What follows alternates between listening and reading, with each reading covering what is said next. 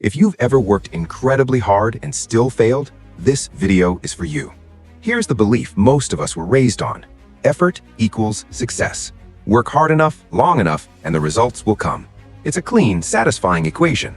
There's just one problem. It's wrong. The real world is not a linear system, and science has the data to prove it. Researchers at the University of Catania in Italy ran a landmark computer simulation called Talent versus Luck. They built a virtual society of 1,000 people. Each person was assigned a talent level following a normal distribution, meaning most people were roughly average, with a few outliers on each end. Then they ran the simulation for 40 years, and here's what happened. After 40 years, wealth didn't distribute evenly. It didn't even reward the most talented. It collapsed into the 80-20 rule. 20% of the people held 80% of the wealth, and the person at the very top? His talent score was just slightly above average, but he had experienced the highest number of lucky events in the entire simulation. Meanwhile, the most talented person in the simulation, the one with the highest raw ability, ended up poor because his luck was bad. So does that mean effort is pointless? Are we all just slaves to randomness? Not quite. Hold on. Think of it this way. Effort is your ticket to the game. Luck is the draw. But there's another force at work here that makes the gap even wider.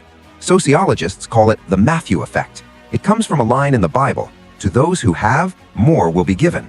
From those who have nothing, even what they have will be taken away." Success compounds. Imagine you and your neighbor have identical talent, but at age 25, he happened to catch a rising industry at exactly the right moment. He made his first real money. With that money, he hired better people, bought better information, took more shots at more opportunities. His margin for error got bigger. His probability of the next win increased. You, on the other hand, got sick that year and missed the window. 10 years later, the gap between you isn't a few times bigger, it's exponential. A tiny random difference, amplified by time and compounding, became an enormous chasm. So what about all those success gurus, the ones selling you morning routines, discipline frameworks, and execution strategies? Most of it is survivorship bias. You are only seeing the wolf that survived and is now teaching you how to hunt. You are not seeing the 99 other wolves who did exactly the same things, worked just as hard, and still starved. And here's the cruelest part. Successful people almost always reverse the causality. They look back at their life and reframe the moment they got lucky as visionary strategy. When you try to copy their path, you are carving a notch in a moving boat to mark where you dropped your sword. You can copy their actions, you cannot copy their timing. So does that mean you should just give up? Lie flat and wait for luck to find you?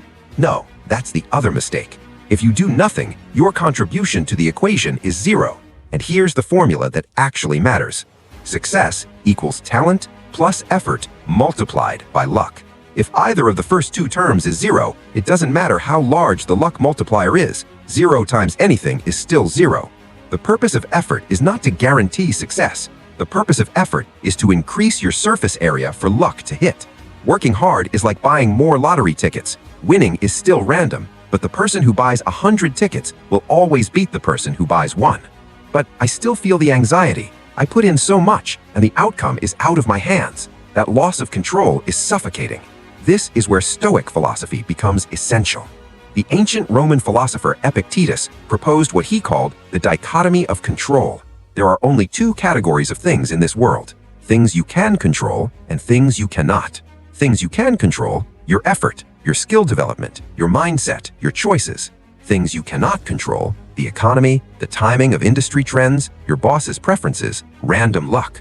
Your anxiety comes from one source: trying to control the uncontrollable.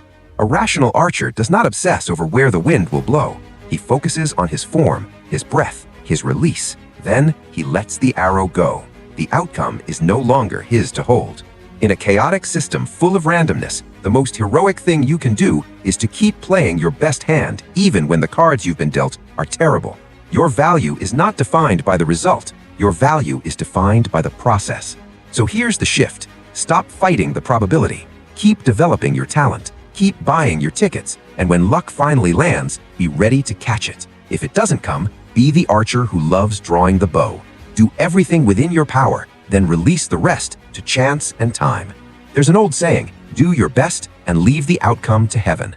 The emphasis, though, is always on the first part. Take your human effort to its absolute limit. What happens after that is not yours to carry.